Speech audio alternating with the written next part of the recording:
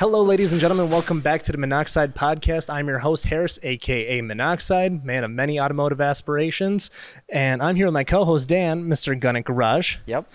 Man of many Mustangs and one McLaren. Yeah. Yeah, we were joking about that on the ride over here. Like, wait, what McLarens he got? Yeah. Don't ask. Don't worry about it. I mean, technically it was built by the same people, right? Kind of. Yeah. Partnership thing. Yeah. Yep. I knew I would mess it up eventually. I forgot to ask, how do you pronounce your first and last name before the episode? You just go by Dani, right? Yeah, I go by Dani, but my last name is Platteter. So lots of T's, lots of E's. Dude, people try to do that with my last name. I did it again, the last name thing that I said I wouldn't do 20 episodes ago. It's okay. But anyways, today we are at Imola Motorsports, and we're talking all things related to, I guess, Imola. A lot of people locally know you guys for, I guess, your collaborations with Cars and Coffee and some of the cool cars. Your open house, for example, is one of the go-to shows every year, where people will see the Koenigseggs, the Bugattis, various cool things. The Singer in the background, a GT4 RS over here, which is my personal favorite. I'm going to get some flack for that. But we just kind of wanted to come out here and chat with you guys kind of about what you do and kind of everything in between. So tell us a little bit about yourself. So I kind of started off in the industry world. I basically, at 18, I was helping out at my stepdad's body shop, and eventually I started running that and basically doing all the front end stuff. I've done body work on my own car. You don't want that. No one wants that. It's terrible. But I worked there for about 3 years and then moved back to this side of town. I actually started here as the receptionist.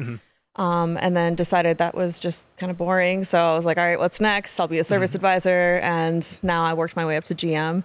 So kind of do a little bit of everything. I still do service advising for like the clients that I've known. I've been here for about 8 years. So the people that I've known since day one, they're still texting me, and we're just like weekends, I'm helping out with wheels and stuff like that. So I still do everything. I know how those conversations go. Like, hold on, I want to talk to the GM over at Imola sort of deal. Yeah. So then what kind of brought you to Imola then over, I guess, anywhere else at the time? Yeah, I didn't even like realize what Imola was when I applied here. I thought it was a body shop. So I walked in and I was like, wait, this is way cooler. Everything's awesome, because our sign used to say body on it. But I just kind of started here just for giggles and shits. And I wanted to get more away from a family business and more into something that I could just do on my own. And it kind of blossomed into something that I never thought it would be. And it's great. I come to work every day. I love my job and I have fun. And it's great. It's awesome.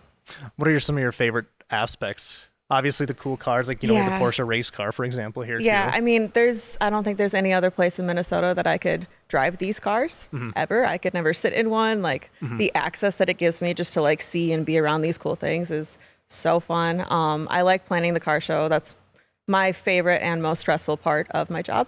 And just, like the track cars and stuff like that, like speccing out those, like picking the roll cage colors and the harnesses, and just kind of more of the customization stuff, like oil changes and all that's necessary. But I like wheels and exhaust. And fair enough. You guys have a great selection of wheels. My personal favorite is the BBS in there. I forgot what it's called, but like which specific CHR or something. It's the black one. Is that what it is? I don't know. I think they're all black. They're going bankrupt. I stopped and looked at the wall of wheels when I was in there too. Well, you have to. And then did you get the wheels for your Jeep here as well? Yeah. Okay. So I got those from Vossen. So that's kind of like Vossen and Archery we sell the most of. So mine I actually got, and they had a bronze that was like close. It's actually on that Jeep back there. It's like a Terra bronze, and I wanted it like specifically to match my trim. So I had Powder Coating Technologies take them and powder coat them exactly. So what are some of the shops that you kind of collaborate with around here? You guys don't do the cages yourselves, do you? We actually, so not for the GT4s, for the GT3s we do. Okay.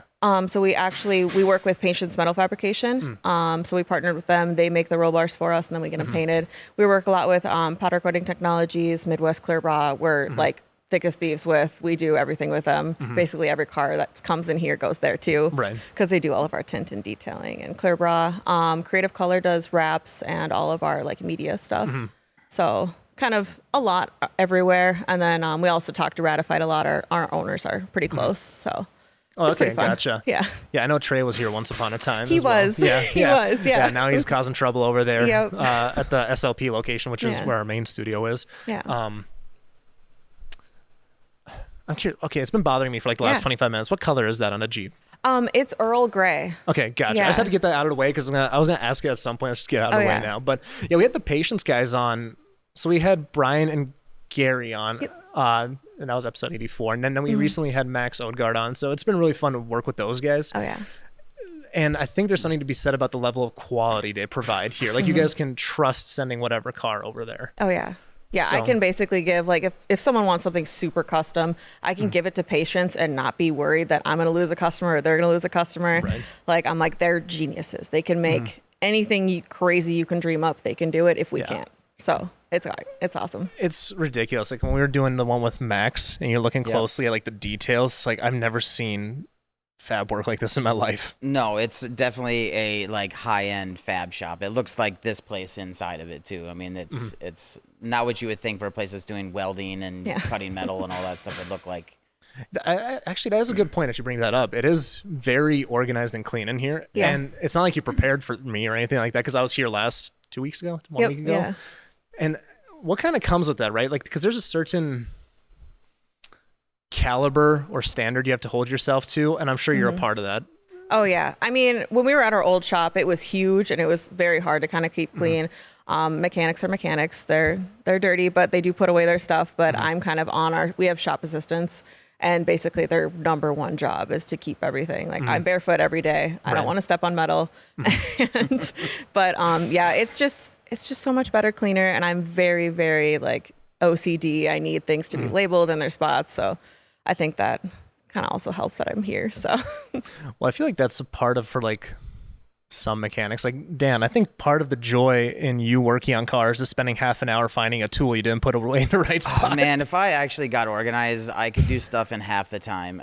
The part of it is I don't have the time to clean up afterwards. I get something done and then it's like out the door. Here we go. We're on our way to an event or a racetrack or something like that, and I'm tossing everything together and out the door, or I have to go take a kid to soccer or volleyball or whatever it is. Okay, I have to ask, what's your favorite like soccer mom vehicle? Because I'm looking at this Bentayga back here, right? Ooh, like a soccer mom car? Oh gosh, I would probably say like, I mean, the Bentaygas are cool. I'm just such a Rolls Royce girl. Oh, really? Okay, it's like the Cullinan. Yeah, I would do a Cullinan or like a G63 AMG. Like the four squares are awesome, but there's like none on the road anymore because they all got recalled, which is really? a bummer. Yeah. Yeah, we put an exhaust on one and it went whack right away. So really? Okay. I don't know what they're doing there, but I would say, yeah, like a Cullinan or a G63. Those are pretty badass. Range Rover is just too, everyone has them. That's fair. Yeah. Yeah, they're a dime a dozen. Yep. But, I mean, at the same time, too, like, you got to respect, like, the long body Range Rovers. They're nice. Yeah. But, yeah. So then, what are some of the favorite things that have come through here, right? Because, like, as you mentioned earlier, you get to kind of drive or check some of these things out. Is there anything that kind of comes to mind that it's like, that's your favorite? Or just, wow, I experienced that sort of moment? I mean, the Bugattis are really cool. I love them. Like, the craftsmanship is amazing, but I'm a Porsche girly to heart. And if it's going to be a Porsche, it's going to be a Singer. And like that one's the John Player edition. The other one, we've seen two DLSs in here. I think the other one's a Unico. It's like green. I think that was at one of our car shows. And what's like the difference 2 years between back. It's just a different, so all the DLSs are like all the exact same. They're just different like color combos, and they all have different names and like references of what they are. I don't know if he actually got to pick anything with the DLSs, but I know he also has like a couple normal Singers, but he has like the Singer Minnesota, and I think there's 2 more that I'm not remembering right now, but those are just so like art. Everything is perfect and beautiful, and they're so fun to drive. I guess when you say they're fun to drive, is there anything, do you even know what comes in them for like a motor? Are they like really tuned up and fast, or is it just kind of like a cruiser? I think I want to say Williams Engineering made that one in partnership with Singer. Okay. I want to say it's like a 4-liter flat 6, but I'm not. Don't quote me on that. No, don't worry about it. Are they just? Yeah. Are they like pretty quick though? Yeah, okay. I think they're quicker than what they originally came with, definitely. But like I want to say Top Gear did some review on the other one, and they were ripping and roaring on it. So I know they are fast. I drive the speed limit in all of our customers. Yeah. We have to disclose that. Well, no, it's just looks wise. Like they look the part. Like, I mean, it is arguably one of the best looking Porsches you can get. Like, and you have your RWBs and all that stuff, but something about a Singer is like you mentioned, the craftsmanship. Yeah. So that's for sure. Are they like a partnership? Here, stupid Ford guy again. Would this be like sending one to Celine or somebody else to get Does it got a partnership thing? Like they take a Porsche and then they build it? I think Porsche allows them to do this. I saw something like not too long ago that they were straying a little bit too far away from like the Porsche look or something because they still have the emblems on them, so they have to kind of keep Porsche happy. But basically, you buy a 964 and bring it to Singer, and you have to buy the car first, like with the VIN, everything. You bring it to them, they strip it all down, they completely redo it. So Porsche's aware of it, but I don't think they're like buddies. Okay. Like, yeah. Yeah, it wouldn't be a situation with like... be like a Hennessy type deal. Yeah, maybe. I think that's a... I know that's kind of an ick thing these days. Well, right? for me it is. Hennessy, yeah. Don't worry about it. But no, it's not like, for example, like a Shelby sort of deal. Yeah. Right, like where it's like a collab. I don't know. I'm going off my own rail here. Yeah, you can't go to Porsche and like order a Singer. Right, yeah. No, I was thinking more of like, so Celine does it a little bit differently. You can buy a Celine car from him, and then he just pulls one from Ford. They build it, and you buy it. It's still a full... I think you can do it both ways. I think you can source your own, and I think they also might be able to source it for you, from what I'm understanding. But yeah, it just basically has to be like a good frame, good body, because they're taking most of it off anyways. I might ask a lot of stupid questions like that. You guys are already like numbers and letters and things talking about cars and crap. We got to get you another Ford episode. I'm learning more since I started doing this podcast and hanging out in places like this. I'm getting better at it, but I'm still in the dark. I just let you guys nerd out when it comes to that, and then. Well, and at some point, I might reach out to some like the local Porsche experts because like Porsche's beyond me. Like we were looking at getting one for a little while, but ended up with the AMG. But anyways, so you guys do a little bit of like Euro in general though, because like obviously people know you guys for the Flash, for the obvious reasons. But you guys are kind of like a general Euro shop too, right? Oh yeah. So our main thing is we specialize in like European and exotic. Our old shop, we had a non-compete, so we couldn't touch anything American, but we don't have to live by those guidelines anymore. So like we're putting wenches on GMCs and stuff like that still. We're doing Jeep stuff. We're putting running boards on. We can do everything, but our specialty, like if your Porsche or your Audi or your Volkswagen is acting up, bring it here. That describes Volkswagen very well. Oh yeah. If it's being German and temperamental, we can do it. Yeah, VW acting up, you say. Yep. So some of these cars are known for having high price maintenance. Do you know, like, what's the most expensive car to do an oil change on? Is that something that you... Oh God, I mean, probably a Bugatti. Bugatti, yeah. I think there's even an article about it. I don't even think we've done a Bugatti oil change here. I think they all get serviced. I think we normally do like wheels and tires and stuff like that, and we'll do a little bit of maintenance, but for the most part, we're shipping them back and forth kind of thing if they need something major. Okay, because I think I've even heard like some of them motors have to come out in order for... Yeah, I think some of the Ferraris too, like a basic service is an engine out, and I'm like, why would you buy it? Right, exactly. That makes me so nervous. So you kind of brought up shipping there, right? I think we kind of chatted about that last time. So you do a little bit of the coordinating for that too, right? Yep. So basically, like we have customers that have like multiple houses and they get away for the Minnesota winters and stuff like that. So we'll ship their cars down, kind of coordinate all of that. We have a shipping company that we use that they're amazing. The only thing we can't ship is a Bugatti, just because of the insurance coverage, but everything else we can ship back and forth. And that's always fun, just like coordinating and figuring out like, oh, they bought a car in Miami and they want it up here. I'm like, well, what is it? Like, let me know and send me pictures. And so it's always fun to see that. And then like some of our customers, if they order cars, like straight from the dealership, they get them delivered here and we take delivery for a few people. So that's always fun to see something like fresh off the truck that no one's touched yet. That is a cool feeling. Like I remember like back in my early days of like photography, I would go to like Maury's and they'd have stuff delivered and it's like, that's great. They're getting a delivery of whatever's in there. Or somebody would be like, oh, there's a Pagani in the back of that truck over there. It's like, or whatever it was. But is there any difficulties to that then? Or is it pretty easy with like the one carrier you work with? Yeah, it's pretty easy because we only deal with one company and they're all like very competent. Like we've never had a car damaged, which thank God, because I would never want to deal with that. Right. But yeah, they're super easy to work with and like they're texting you updates like every couple hours on where the car is. So it's nice. God, that sounds so much better than when I was working on freight. Oh, you would never get updates for like a week and it's like, where's my freight? Yeah.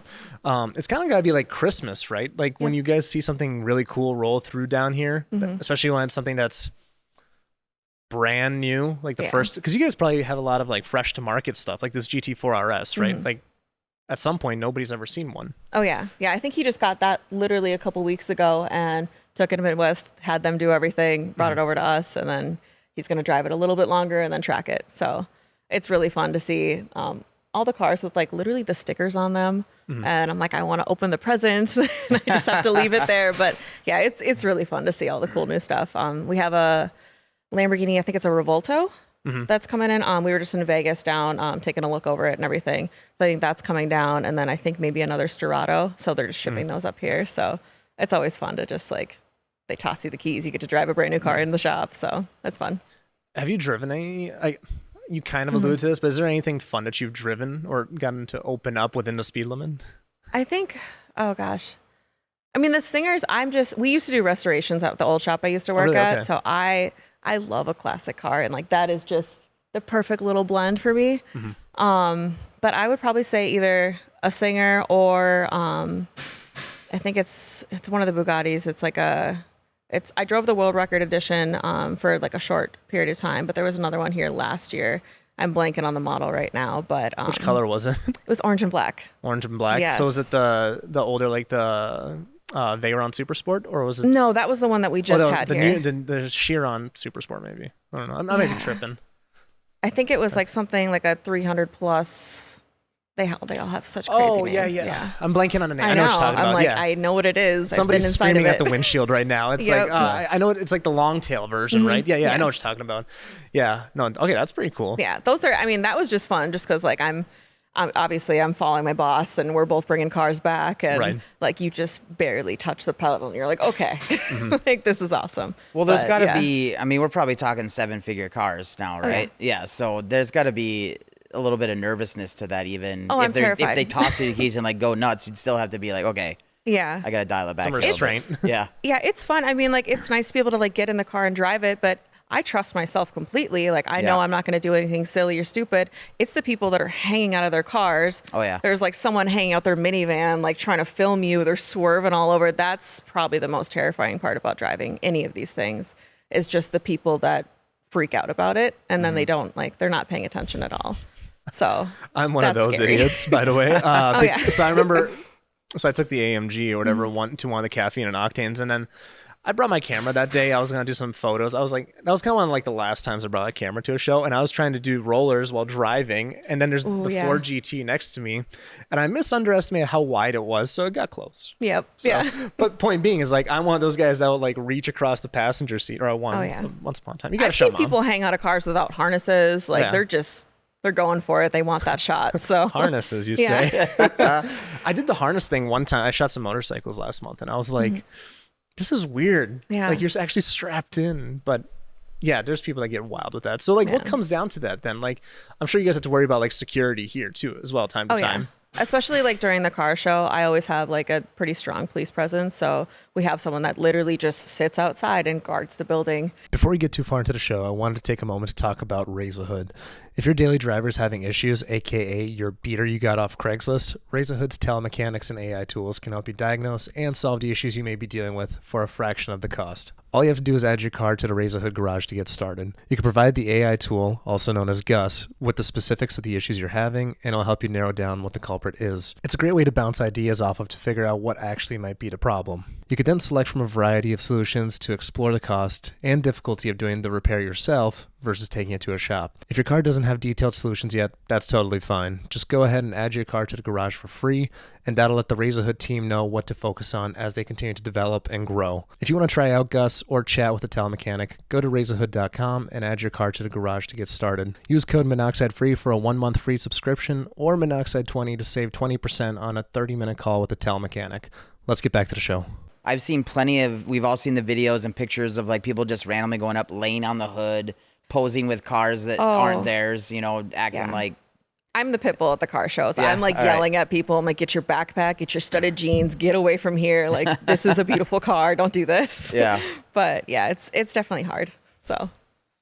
Well, it's like none of it's like, well, especially if it's like a large show, right? It's like if somebody scratches it with their bedazzled jeans, like it's you can't track down who did it. Yeah, not at all. Thankfully, most of these are clear broad, but yeah, that helps.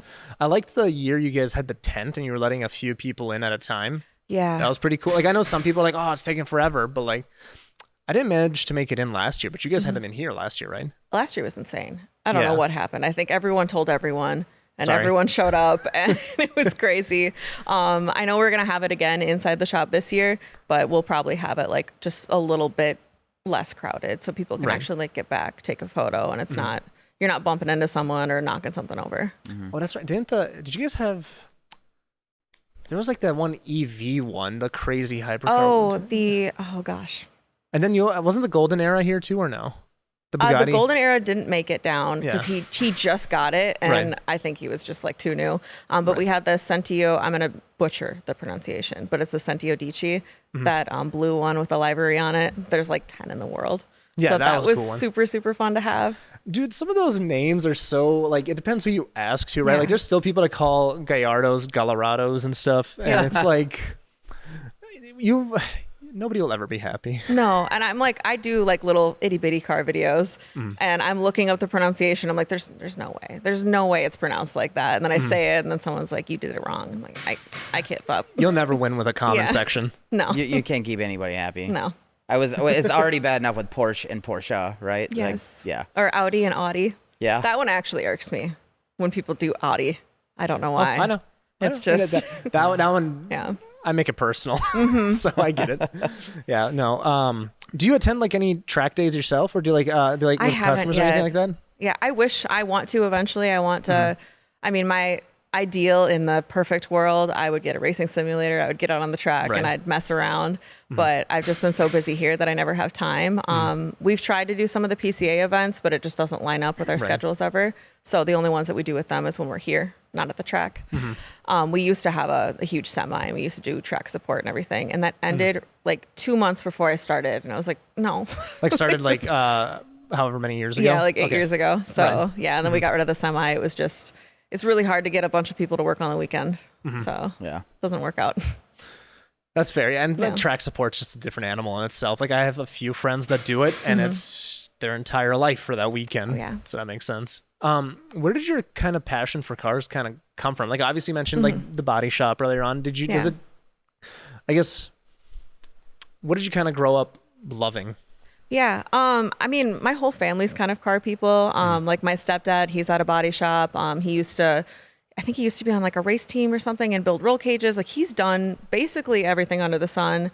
My mom was one of the top service advisors for Audi Minneapolis back when it was like Carousel. Yeah. So like growing up, we had a new car. Year, didn't it? Yeah. I forgot the new name of it, but yeah, growing up, we had a new car, like a new Audi, new something every 6 months. So I was always just fascinated with that world and everything. And then my grandpa used to basically buy junk cars and like chop one end of it off and chop the other end, put them together and like make a car. Well, he actually got them back together. That's fair. Yeah, I actually asked Dan, and we won't necessarily disclose it on the podcast. I'm like, how many cars do you have, and in how many counties? Right? Oh, like, just scattered everywhere. I have one less random house with cars at it now. I just cleared out 4 cars I had sitting over there. So. It's an easy problem to have. If you have the space, you can put a car there. I used to have a 6-car garage, and I had 4 cars at one point, and I was like, what am I doing? Yeah. This is insane. Well, I have a big 40 by 50 pole shed with 3 4-post lifts. That's full. And then I have cars outside that are parts cars. China shipping containers. I have shipping containers full of parts, all this stuff. That was all part of like, I'm going to do all of this. And then life got ahead of me, and now I have 4 kids, and they're getting to the age now where they're all getting into sports, so I'm running all around doing that. Hindsight, maybe I shouldn't have collected so much stuff, but we'll see. There'll be a time for. You'll need that part someday. That's what I keep telling myself, right? Because I won't be able to get it again. Yeah. So yeah, we're getting there. Yeah, I basically grew up thinking everyone just built their own cars. It was just a crazy concept to me that you can just like go to the store and get one, because every time I'm at my grandparents' house, they're building another car. So it's kind of fun. I like it. At this point, I'm hoping that my kids get into it now. So we're getting close. My oldest is 14. She went to Texas 2K with us. She loves doing all of this kind of stuff. She goes to car shows. We take her on cruises. She's been to the track with me before. So as they get older, maybe I get some more time, we'll be able to build some cars together, do some of that. Nice. I have 4 kids, so I have a whole army. So I should be able to I could start my own shop. That's free labor. Yeah, that's what I say. Yeah. Yeah. So we'll get there. What don't you work on here? Is there anything that somebody comes in and be like, I have a Toyota Camry, and you're like, eh? I mean, we'll still do it. We'll still, like, we can throw brakes, we can throw tires, we can do the oil change. That is all fine and dandy. If it's misfiring, we have a general code scanner, and we can, like, try to figure it out. But for anything that's not European, that's, like, needs specialty diagnostic or, like, heavy engine work, we just don't deal with it. Otherwise, like, really, really old classic stuff isn't too much our forte. As we're underneath the Chevy that's leaking oil, by the way. They keep making their way here.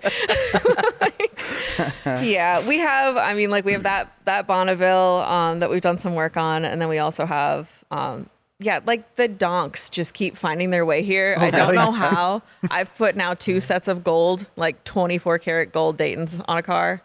I don't know. That was never in my life plan, but it's fun. It spices it up a little bit, but yeah, like the old carbureted engines and stuff like that, we don't work on them enough, so we don't know what to do with them. We can do basic stuff. What I've seen most common amongst like high-end shops where they work on supercars and stuff is this usually like, so I have this collection of cool cars, but I also have this Prius that I daily drive. Would you do this? Is that kind of typically? That is how we get roped into it. Yeah, that's kind of what I figured. Oh, you're such a good person. You're such a good customer. We love dealing with you. Yeah. And then they're like, here's my problem child. And I'm like, no. But we try. So we'll still try it, but we just kind of let people know like what isn't our specialty. Right. Okay. Yeah. Have you ever run like across like a situation where somebody has such a crazy supercar, hypercar, and they have just the most oddball daily? Like, for example, like one of my friends had a 458 Italia, whatever it is, and his favorite daily ever, it was like this $5,000 Prius. I almost bought it off of him at the time just because I was like, it's amazing. He's like, dude, you could dent it, ding it, doesn't matter. Does anybody have anything crazy like that big of a difference or not really? We had one customer, he had like a old classic Lamborghini Diablo, and he had like a couple Ariel Adams and like this crazy Hummer, and he just drove like a Toyota 4Runner and just super chill. But yeah, he'd always ride around with like skeletons in the past. I don't know the story behind it, but every car we had a fake skeleton in it. So it was fun. I don't think that gets you in the HOV lane. I don't think so. You could try. Yeah. Yeah. So then who do you like kind of refer, like for example, if something like this comes through, right, or you have some of those classics, do you typically have a shop that you refer people to, or? Yeah, I think the main ones that work on like the older stuff, I want to say is like Quality Coaches and Huber, if I'm remembering right. So kind of like those guys, we send them over to. We'll definitely try, and then we also have like all these old cars have crazy convertible top issues. So there's a guy, it's Just Tens Auto. So he's a couple hours away, but he'll do all of that stuff as well. So we kind of have like, I have a little list in my office of like every single thing we can't do of like where I can trust to send it to, because I hate being like, yeah, check Google. Sorry, good luck. That is the worst thing. How about like when it comes to like, because like for example, you mentioned earlier that some of the customers have like houses around the country and you know, various things like that. Does it get difficult trying to source stuff in like other states, or do you run across that often or not really? Yeah, we don't really run across it too often. Probably my biggest annoyance right now is trying to get Lotus parts, but that's difficult. I've heard. Yeah, there was a Lotus at a friend's shop recently, and or like old Lamborghini parts are just like pulling teeth. Like the Diablo we had in here, we couldn't even find like a wiring diagram. We had to get it off some weird little eBay site, and there was one and it was like damaged, and so it's hard to source stuff, but like it's pre-internet stuff. Yeah, but it's fun. So do you do a lot of like, are you the one doing a lot of that sourcing then, like trying to find things? We kind of all do now. We used to have like a specialized parts person, but we figured out it's much easier to just like do it per job and source it directly. That way you're not trying to like go back and forth and play telephone and get the wrong thing. Yeah, I'm sure that, well, that, is there You're not anything exactly spinning through a catalog like a Ford parts thing or whatever. Although, isn't Volkswagen own like mostly everything now? That's Supercar fair. related? I can't imagine many parts for my GTI go into a Chiron though. No, yeah, probably not. Yeah, it probably has the same check engine lights, but no. Oh yeah. Not.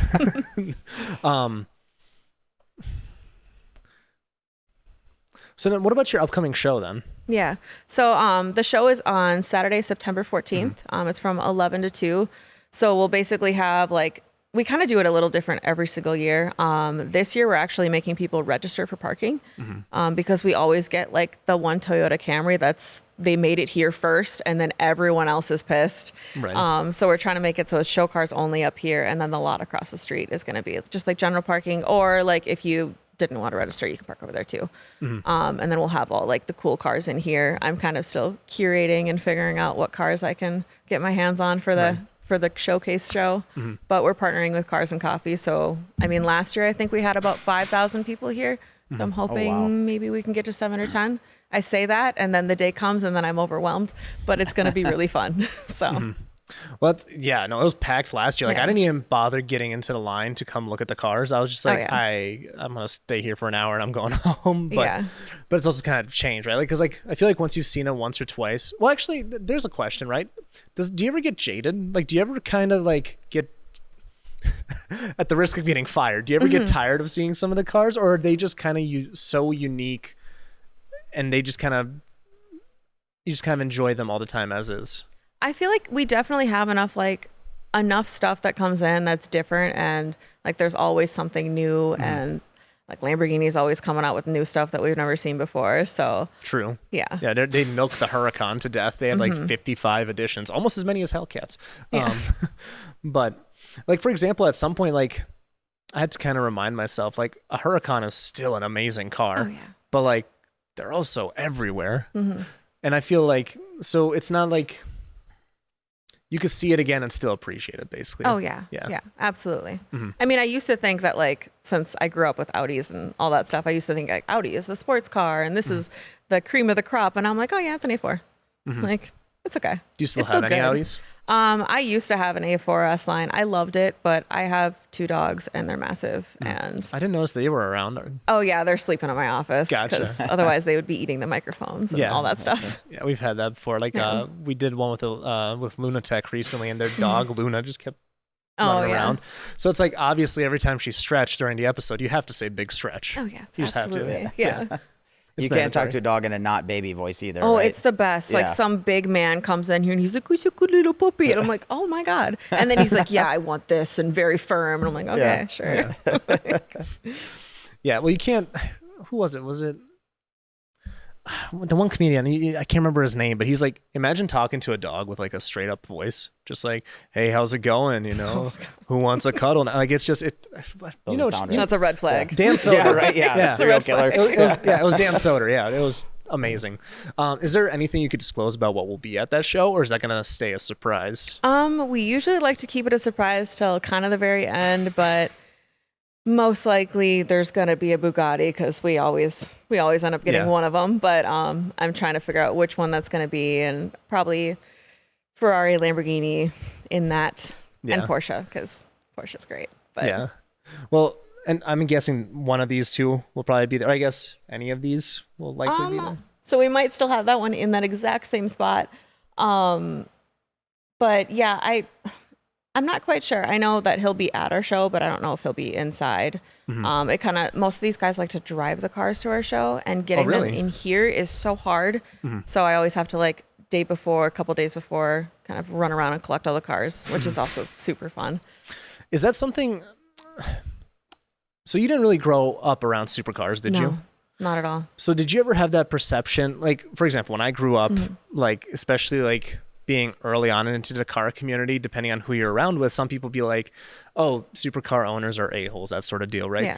Did you ever have that perception, and did it ever change, or did you just kind of stumble into it and I was like, "This is awesome"? Oh yeah, I definitely thought like European car owners and like exotic car owners, I always thought like the typical like stereotype, like, oh, they're going to be mean and all this stuff. But most of them, like, knock on wood, have been like just the easiest going, most kind-hearted people. Like, they're just very appreciative that we're giving them the service, and like vice versa. They're very low key, laid back, especially like when you get into like the Bugattis and everything. Like, they're just the most friendliest, greatest people. It's always I don't want to say like the balling on the budget guys, but it's those ones that are really aggressive.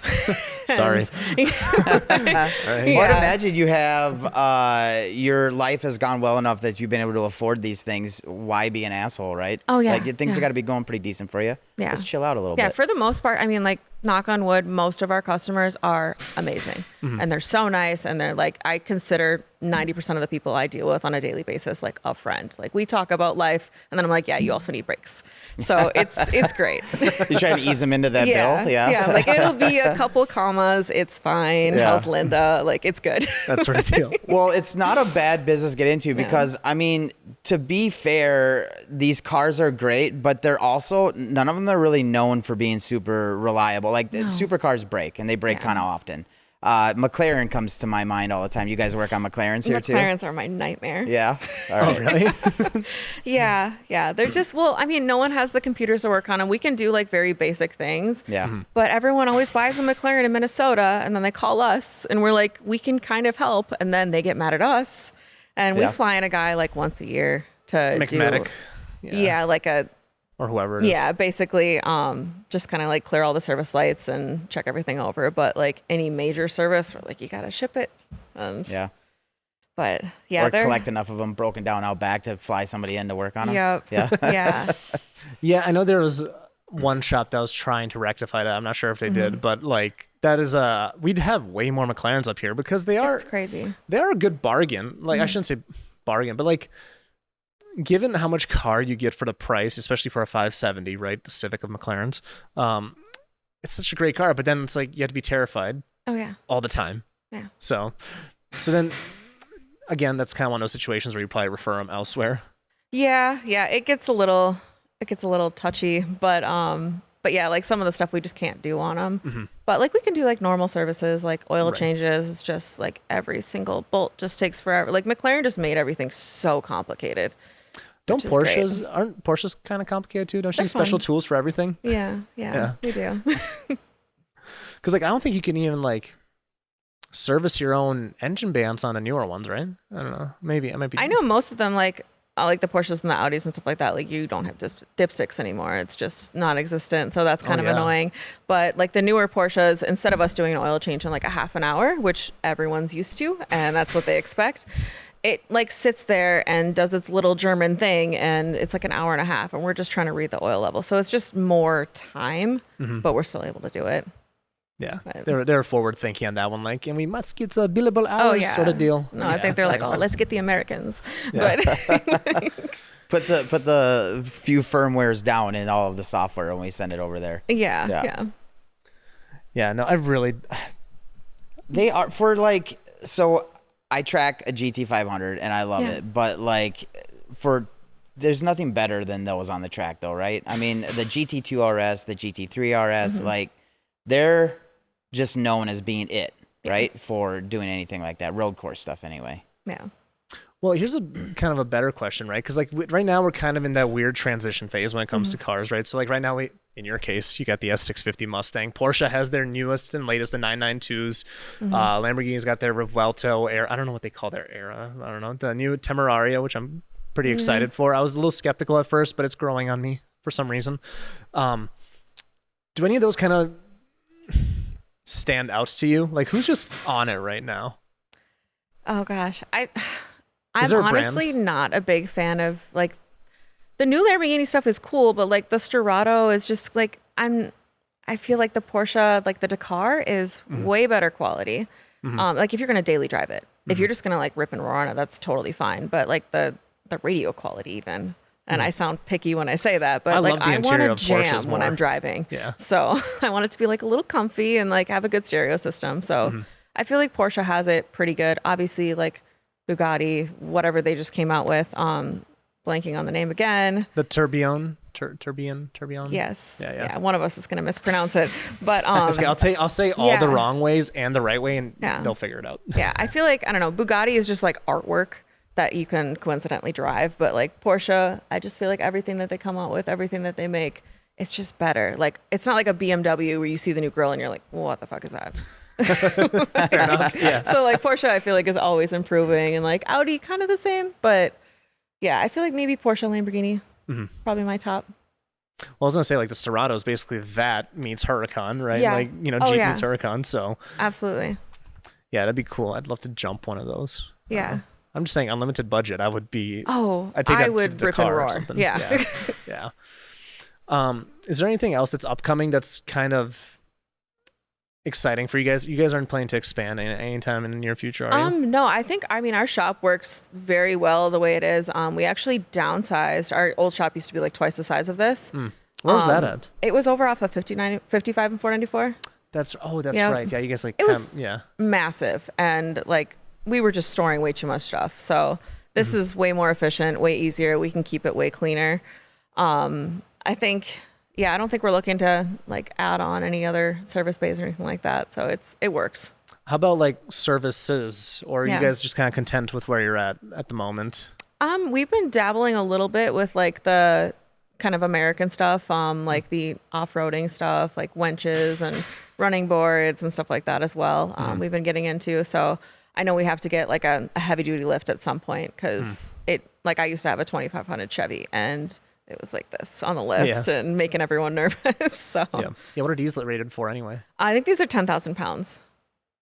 Do you guys ever do any like track prep stuff? Yeah, So if you want to come so in, for like a lot of the Porsche Club, like the Nordstern and PCA guys, like that one.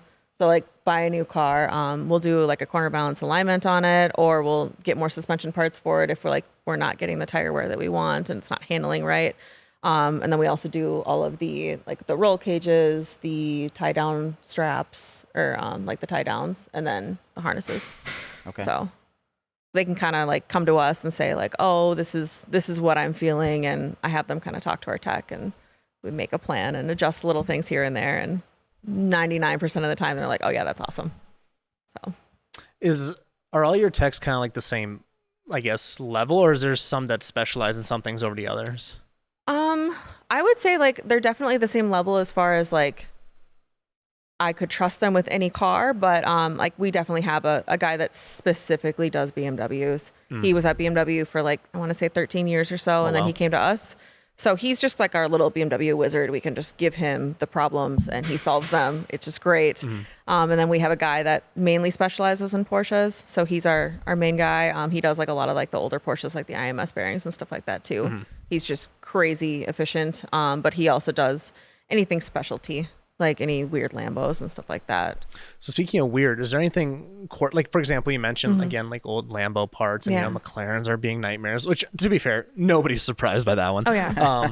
Is there anything else that's come through here that's like just quirky or just off the wall?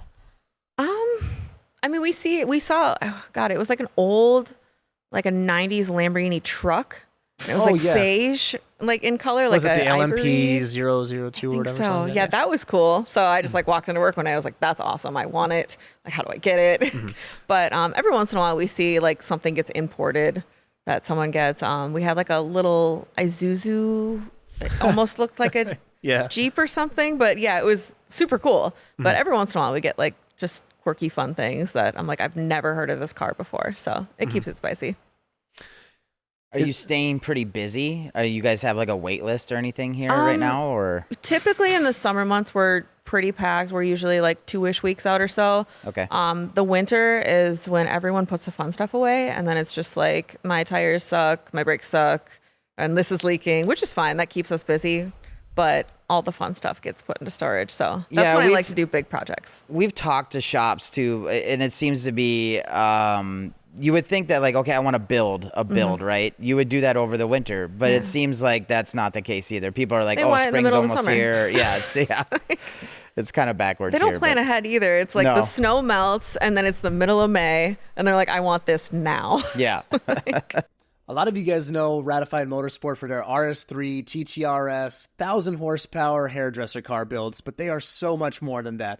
From basic maintenance on an R35 GTR to, cute little Volkswagen GTIs like mine, they're able to do a little bit of everything. Whether it's your basic maintenance or an intake and a tune or even a full-blown build, be sure to go to ratifiedmotorsport.com to get yourself booked today, and I hope to see you guys at the shop. So what's this thing I've been hearing about an F1 car? Yeah, so Red Bull actually approached us at the last car show for Cars and Coffee. So they're coming here for I forgot what they're naming their event, but they're basically doing like a demonstration in Minneapolis where they're going to take an F1 car and a couple other things. I think there's going to be a motorcycle, and I want to say one of those big ass trucks that's like the crazy Red Bull truck. So I think those 3 are going to be down there. So they reached out and they kind of wanted to do a little collaboration, you could say. They were looking for a shop instead of just a warehouse to bring that F1 car to, take it off the truck and build it. So they're going to do that here, which is super, super cool. So they're going to do that the week before our event. And then our events are the same day. So our event is from 11 to 2 and their event is from 2 to 4. Perfect so timing. I'm hoping I can literally close the doors of our event and speed and not get caught and get down to Minneapolis and see whatever they're doing. So, but yeah, they're going to be building an F1 car here. I think we're going to have them do like some startups at some point too. So it's going to be crazy. I've never seen an F1 car in person. So they're bigger. Well, actually, they'll probably have an older one for that, but they're bigger than you expect. yeah. I went to the Miami Grand Prix like the first year they had it, and it's like they had like the demonstration car, and it was like 18 feet long. Like, it's stupid. I mean, it's stubby and short, but like it's ridiculous. Like, it's cool. Now, I'm curious which one they're gonna bring. Do you follow that much out there? Not really. I literally just started like watching the Netflix, like the Drive to Survive, as cheesy as that is. So I started watching that like right before they approached me at the car show, and I was like, oh, no way. Right. Like, Perfect timing. Like now I know what this is. So I'm like, what driver are they bringing? I'm like trying to figure all this out, but it'll be pretty fun. I'm really excited. Well, it's kind of like that Leonardo DiCaprio meme, like where he's looking at the TV, like, it's like, oh, that's you, you know, that's what it is. So that'll be really cool when that comes together. Yeah. How about you personally then? Like, where do you see yourself kind of heading in these like next few years as you continue to grow your relationship with the Imola brand? Yeah. I mean, I definitely want to stay here. I love it. I've never worked somewhere where I get to have fun at my job. And obviously, like, we get to shoot the shit and everything, and everyone here is kind of like a nice little family. But I definitely want to stay and kind of grow the business as best as I can. But I also really want to get into, like, I want to get a racing sim. I want to get on the track. I want to do stuff. And, like, I have so many speeding tickets. I think I'm one away from losing my license at all times. Okay. It's like, I need to source that energy into an actual legal activity. So... We've had so many guys that do track stuff here, especially like on a competitive level. And for them, it's like they said they stopped caring about just driving fast on the street. Oh, that's what I need then. Yeah, that will help you so much. That will be the cure. Yeah. If you need an insurance guy, let me know too. Yeah. Shout out Matt Nelson. He's saved so... I got to shout out Matt, dude. He's saved like, I think like, it's got to be in the 5 figures now for guests of this show. And he's not even a sponsor or anything. It's just wild. Like, I just get referral emails. It's like, thanks for the referral. Oh, that's awesome. And then, but it's ridiculous. Get a sim though. Like, you can get a used one for cheap off marketplace. But if you want to build like a really good one, like me and Dan built some earlier this year. Okay. It's such a blast. And we know a few people that build them as well, like down in Chicago and stuff. Yeah. Well, and like Minnesota winters, like I'm antsy. I'm like, what do I do? And a second bedroom. What do you put do? The sim. I ski. Okay, fair enough. I work too much, but yeah, that's pretty much it. Minnesota is just such a bummer in the wintertime. So I don't know about that. I snowmobile, so that's where I get my horsepower fix. Yeah, that's where you thrive. I don't like the cold, so I'm inside. So if I can get a racing sim inside, stop speeding in my car, that would be great. Yeah, it'd be a good fix. Hit us up about that. Like, and I'm sure you've driven sims before then? I haven't. Oh, you haven't even touched one yet? Our customers have them, and it's always like, oh, like come over on this day, and like, oh, we can meet up at this time, and it just never lines up because I'm always doing something else, and it's on so my much boat. harder than you think. I got in one, and I was like, I should be good at this. It's hard. Okay, I'm ready to be humbled. Yeah. Well, speaking about Red Bull though, like one of my friends, he actually works for like Red Bull, like, you know, the drink side things, like, you know, like a distributor or whatever it is. And they actually had like, I don't think it was a real F1 car, but they were going like to all the Hy-Vees in the metro, and they were doing like some promo stuff, and they also had a sim there too. So it wasn't a crazy good one, but like it was a sim. So yeah, that'd be a fun thing to get into. Yeah, for sure. So when you say you're doing like late hours here, right? Because like you've alluded to that a few times now. Like, what does a busy day consist of for you? Like in the summertime, I could easily be here from like 7 o'clock in the morning till like 8 or 9 at night, depending on what I'm doing.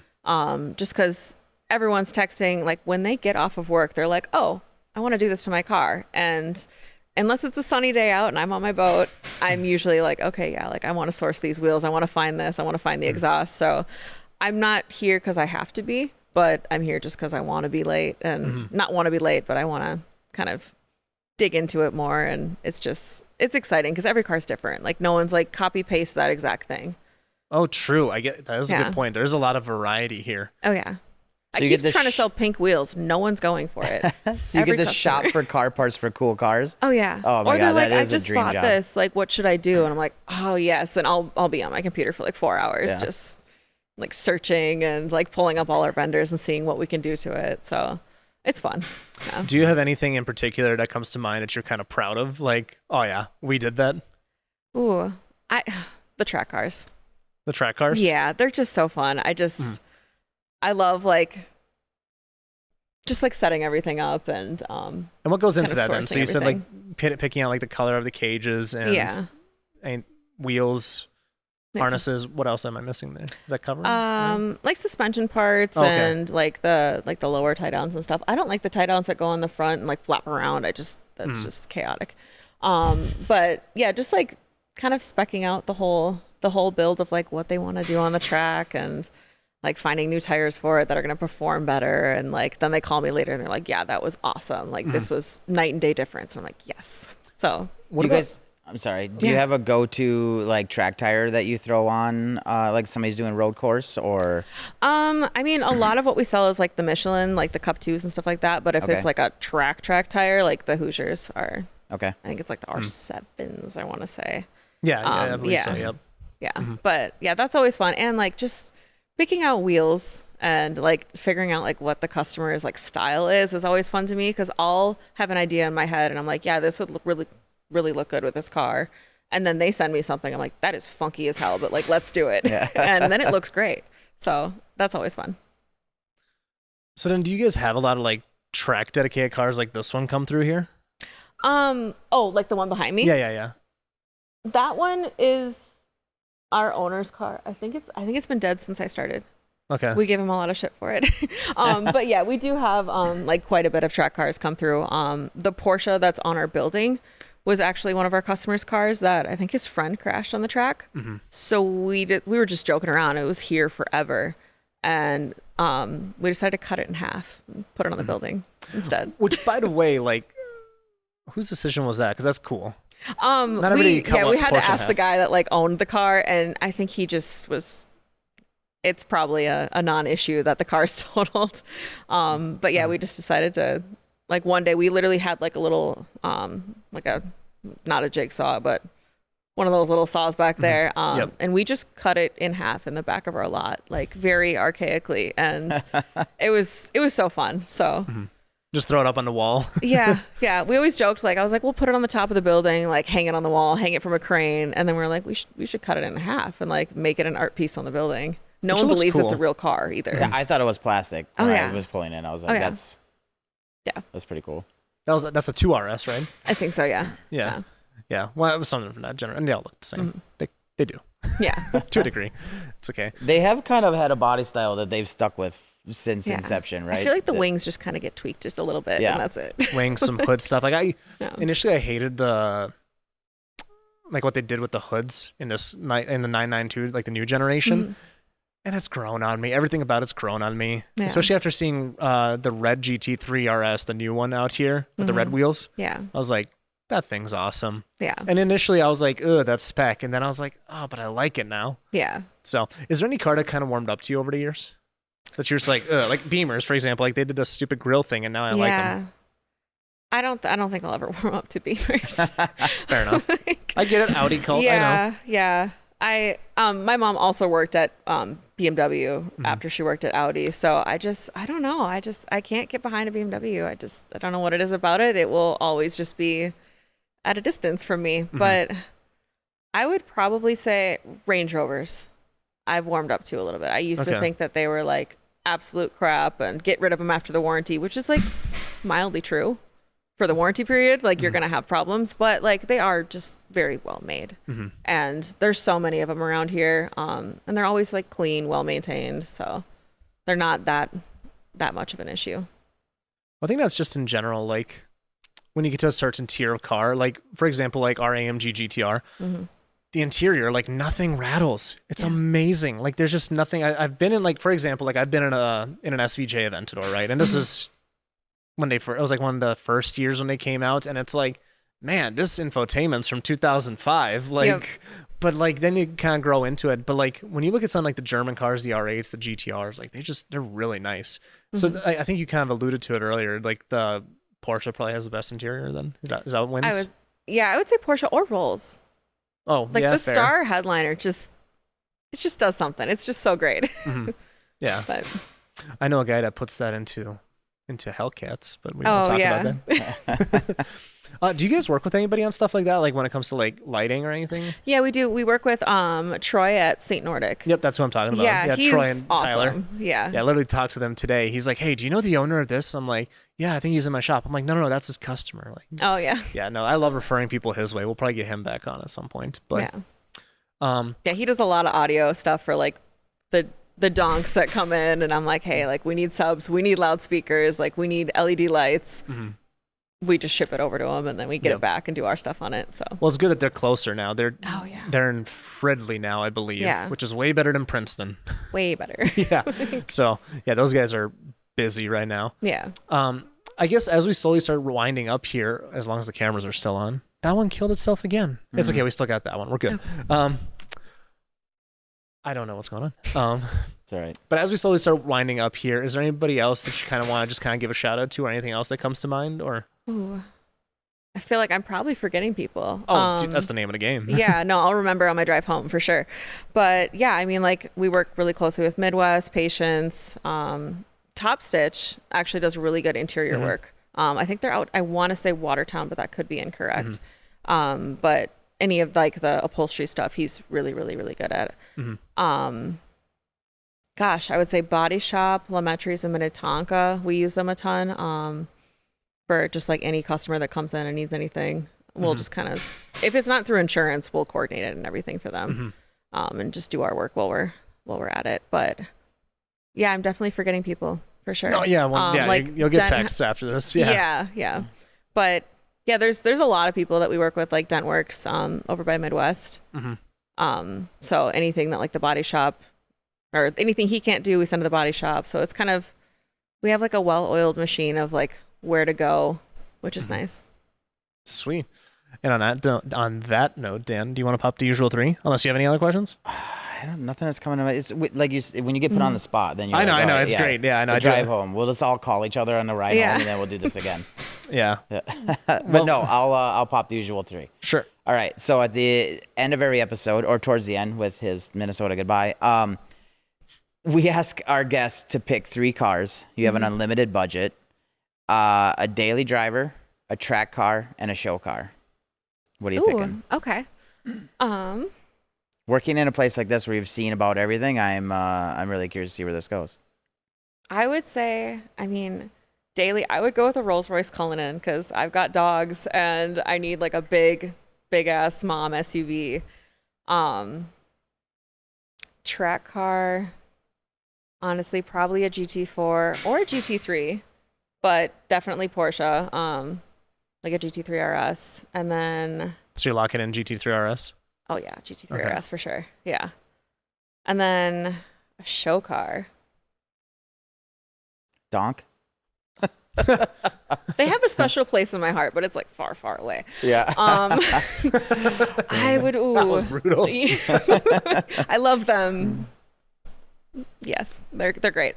I would say a show car.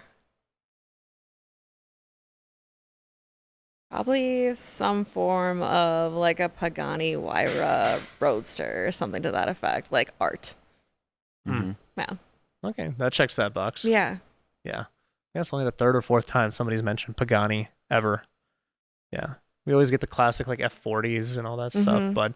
Well, I've heard the name Pagani, but I couldn't pick one out or tell you or any of that. So some of us don't follow that stuff. Where do you find your knowledge of like hypercars? I mean, obviously through here, but it's like, obviously you're probably doing a ton of research, especially when somebody mentions a name or something. Oh yeah, like if anyone like comes up and they're like, oh, have you seen this car, that car? My Instagram For You page is a lot of cars. Like most of what I follow is car pages just to like stay up to date and see what's coming out. And but yeah, a lot of times like our customers, they'll buy something and I'm like, what the hell is that? And I'll look it up. I'm like, okay, that's awesome. Like, when is it coming in? But like that gold thing that I already forgot the name of, that crazy oh EV yeah, the thing. Pininfarina Batista. Yeah, the Batista. Yeah, we couldn't even figure out how to start it.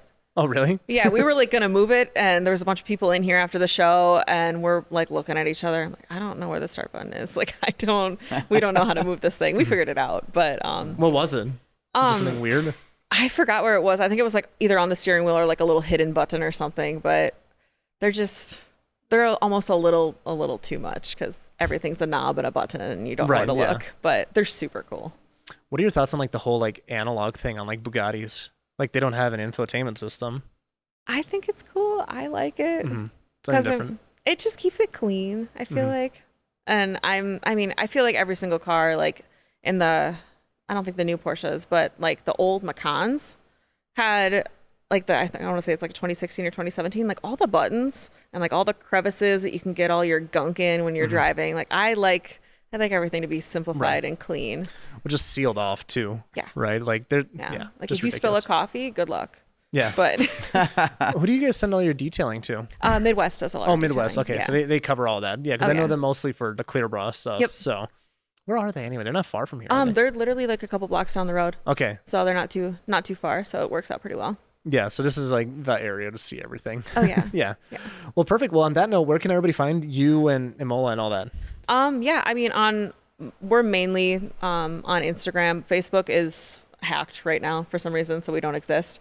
But like on my Instagram, which is the Dani Platteter, or the Imola Instagram, which is the Imola Motorsports, we post a lot on there. We do like little videos and stuff of the cars that come through here and the stuff that we do. So it's pretty fun. So have you been enjoying doing those videos then? Yeah, it was nerve-wracking at first because I had the idea in my head and I was like, oh, this would be so cool to do. And then I did it and I was like, the camera's right here. And I'm like, oh, fuck. So I think I was here till like 1 a.m. one night when we first did it. But it's become more natural as you go on. Well, I tell everybody, like the first 10 are going to absolutely suck.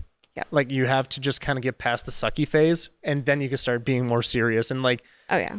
I mean, you're episode 102. 2 cameras failed today. Like that's just like, that's just part of it, right? So just learning the process around. Oh yeah, I have a whole blooper reel that's starting to go. Oh really? Yeah, okay. And I used to like start the cars and drive them away. One of them I like just absolutely failed at driving a stick. So that's in there. That's going strong. Yeah. So are you? I think I saw a couple where you did like an exhaust system. Are you doing any wrenching? Or are you planning on doing more of that? Or I mean, I can change my filters. I can do my I used to have a big 2500 Chevy. So like I would do my own oil changes and it would kind of like waddle on the lift. And I actually pranked our owner. I photoshopped a photo of the Chevy like this. And he was like, oh my God, like, are you okay? I'm like worried about workers' comp already. But yeah, I can do it. Like I put the exhaust on my Jeep. I put an exhaust system on a G63 4-squared. I like to tinker, but I'm not efficient at all. It's going to take me 3 to 5 business days. Yeah. Like, well, at this point in your kind of like career, it's like, all right, it's taking away time from the main thing. Oh yeah. So it's like, this is all extracurricular at that point. My favorite thing probably to install was I put train horns on my 2500. It was just like a country mobile. It was so fun. But I wired something really wrong and like my car alarm would go off and my train horns would go off, or like randomly, if just for the fun of it, they would just go off. So my neighbors loved me. Dude, especially a train horn. I had 2 compressors too, or 2 air tanks. I had 1 compressor and it goes until the air tanks are drained. So it was like a good 5 minutes of like wah the whole time. So we didn't live near a train track either. So So did you sell it with all that still on it? I'm trying to figure out how to put the train horns on my Jeep. Okay. So I ripped those out like right before I sold it. Okay. There's no room. And all of the technicians won't talk to me about it anymore because they're like, we're not doing this for you. Fair enough. But it's going to happen at some point. Cause just being able to whomp someone if they come in your lane is, so nice. Well, it's not even like when somebody honks, or if you honk at someone, it's kind of like oh no. But if it's a train horn, it's like they're in the shoulder. No one's cutting you off. Yeah. Yeah. Well, perfect. On that note, Dan? you can find us at Gunnet Garage with 2 N's. Nailed it. Yeah. Yeah, you're I getting did. better at it. If you, like I said, if you want to go there and be bored, that's where you can find me.